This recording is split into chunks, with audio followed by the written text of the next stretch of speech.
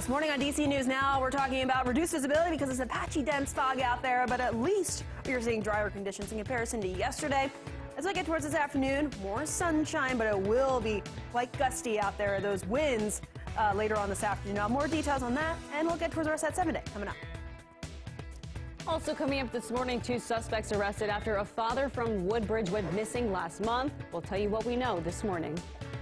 Plus a completed report, but no suspect. What's next after the 8-month investigation into who leaked the controversial Supreme Court decision overturning Roe v. Wade? And one man arrested in connection to last week's Metrobus shooting that injured 2 children is in court today. The latest on that case. The station covering all of the DMV. This is DC News Now.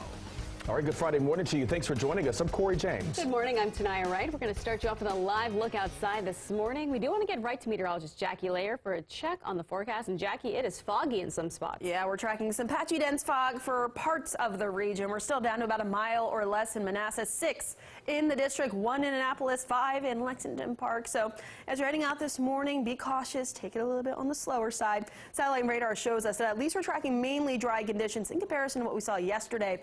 But we are starting to notice a few snow showers breaking out towards parts of western Garrett County. We do have wind advisories, though. Those are issued until 4 p.m. this afternoon. That's for western Maryland, parts of West Virginia, even right along the Blue Ridge in the parts of Virginia. Because he gust out that way under that wind advisory, right around 50 miles per hour. But look at these wind gusts now. We just jumped up to at least a 60-mile-per-hour gust in Kaiser, though.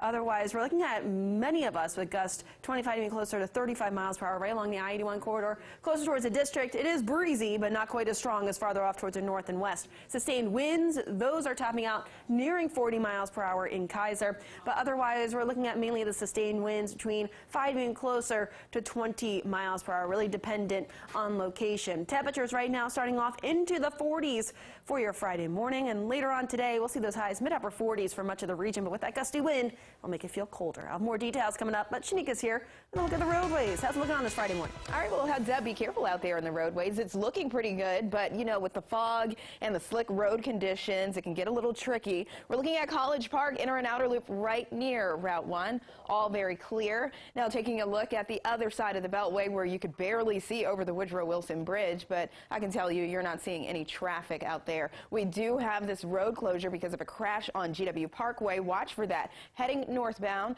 right between the Key Bridge and Spout Run Parkway. Thank you, Shanika. Your time right now is 6:02 on a Friday. Let's take a look at your top headlines on this Friday morning. Heading to court, the man arrested in connection with last week's shooting near Metrobus is expected to appear before a judge today. Now, a man and 2 kids, a 6-year-old girl and a 9-year-old boy, were injured. No word on their current condition. Alex Wars is live this morning with where the investigation stands this morning and what is likely to happen in court. Developing this morning, 1 person is dead following a shooting in Northeast D.C. Police say this happened just before 6 o'clock last night on Minnesota Avenue, right near Benning Road. Police say this is an active investigation. We will, of course, bring you more information when it comes into our newsroom. And this morning, at least 1 person is in the hospital after a shooter began firing inside a Walmart in Evansville, Indiana. Police say their officers exchanged fire with the suspect, who was then shot and killed. Officers are still searching for victims and witnesses. And prosecutors in New Mexico say they will charge actor Alec Baldwin and Hannah Gutierrez-Reed with involuntary manslaughter after a crew member was shot and killed on the set of the movie Rust last year. Both Baldwin and Gutierrez-Reed could face 18 months in jail. And lastly, anti-government protests in Peru's capital city of Lima sparked a massive fire last night. Earlier yesterday, 13 people were taken to the hospital with injuries after clashes between protesters and police. Protests began in the country late last year. The demonstration started after the former president was impeached and arrested for attempting to dissolve Congress. And your time right now was 6:04. Happening this morning, the man arrested in connection to a Metrobus shooting that injured 3 people, including 2 kids, is expected back in court today. DC News Now's Lex Wars is live outside the courthouse this morning. And Lex, the investigation into his charges tells us more about the moments leading up to the shooting. Yeah, Corey, that's right. Actually, these court documents tell us that a gang fight may have been what led to those 3 bystanders being shot. Now, when you take a look at those documents, you know, Stephen Perdomo, who is the man charged with assault in this case, he was part of a fight on the bus just before it stopped at 14th Street and Fort Stevens Drive. Now, investigators believe that Perdomo was trying to help another person who was being jumped on his way home from school. Now, according to police, that person said that the attackers were members of the 18th Street gang. Now, as the fight continued off the bus, police believe Perdomo stabbed one of the people that he was fighting, and then the shooting started. And of course, as we know, one man, a 6-year-old girl, and a 9-year-old boy were all innocent bystanders who were shot once that shooting started. Right now, Perdomo is only being charged with 1 count of assault with a deadly weapon. Police are still looking for 2 other suspects in this incident. As for Perdomo, he will or is scheduled to be in court today at 10:30. Live in Washington, I'm Lex Suarez, DC News Now. All right, Lex, thank you. New this morning, we have the latest developments in the case of a missing Northern Virginia father.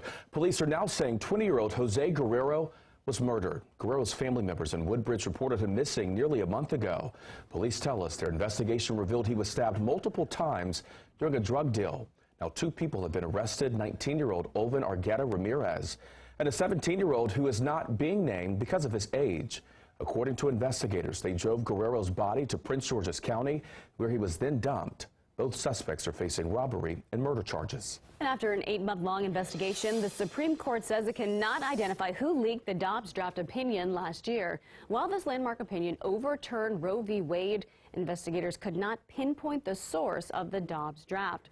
According to the report, 80 people had access to it, and a total of 96 people were interviewed. The report also says it does not look like the court's IT system was hacked. You know, going forward, we know that there are, going to be landmark decisions in the future. And I think this probably impacted how the security around those decisions and those draft decisions is handled going forward. Investigators are recommending stricter access to sensitive court material. And happening today, thousands of marchers will fill the streets in downtown D.C. for the annual March for Life. Now, this is the first march from the anti-abortion group since the Supreme Court's decision on Dobbs v. Jackson Women's Health Organization. Now, the group says despite that decision to overturn Roe, they will continue annual demonstrations to persuade state and federal lawmakers to legislate against abortion. The March for Life rally starts at noon on the National Mall. Marchers are expected to be out there until 4, and traffic in the area will be impacted. And to help with all of that, Shanika is standing by with what you can do to prepare. Yeah, there are going to be a few roads impacted out there in D.C. today, northwest specifically. Some on Constitution Avenue near 3rd Street, Constitution Independence Avenue near 14th Street. So do watch for some of those closures, along with 9th, 10th, 12th, 11th, Madison Drive, Jefferson Drive. They'll all be closed. Maryland Avenue, Washington Avenue, 1st Street, and several tunnels will not be accessible. So do make sure you plan ahead when heading out this morning. Here's a list in case I didn't catch all of them. Constitution Avenue, 15th, 3rd Street, 7th Street, Pennsylvania Avenue. Again, 9th, 10th, 11th, and 12th Streets, they will be closed. All right, thank you, Shanika. Developing now, prosecutors will charge actor Alec Baldwin and armorer Hannah Gutierrez-Reed with involuntary manslaughter of a cinematographer on a movie set. The October 2021 shooting resulted in the death of Helena Hutchinson. Now, her death was ruled accidental. Baldwin and Gutierrez-Reed face 2 counts of involuntary manslaughter. They could face 18 months in jail. Baldwin's legal team was not aware that he could face criminal charges, but the New Mexico District Attorney said, quote, there is sufficient evidence to file criminal charges against Alec Baldwin and other members of the Rust film crew. She also says, quote, on my watch, no one is above the law. Your time right now is 6:08, closer to home this morning. For the first time since a 6-year-old boy was accused of shooting his teacher in Newport News, Virginia, that child's family now speaking out. In a statement, they said they are praying for the teacher's recovery. The letter also says their son has an acute disability and was under a care plan where his mom or dad went to class with him each day. However, they were not at the school the day of the shooting. They say they will regret that decision for the rest of their lives. And when it comes to guns, the boy's family says in part, quote, "Our family has been committed to responsible gun ownership and keeping firearms out of the reach of children." In the district, we continue to follow developments after 13-year-old Karan Blake was shot and killed nearly 2 weeks ago in Northeast. Well, now we're hearing from Mayor Bowser on that shooting and other violent crimes across the district. Our Chris Flanagan spoke with the mayor, along with the editor-in-chief of our partner, The Hill. The conversation was part of a forum on the mayor's winter meeting. We asked the mayor why the D.C. Police Department is not releasing the body camera footage of the night Blake was killed.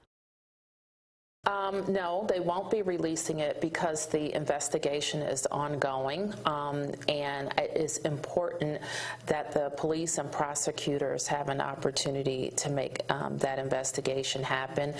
And in the administration of justice, it's important that it continue that way. Bowser says she believes the case is heading to the grand jury and will ultimately decide if charges will be brought against the shooter.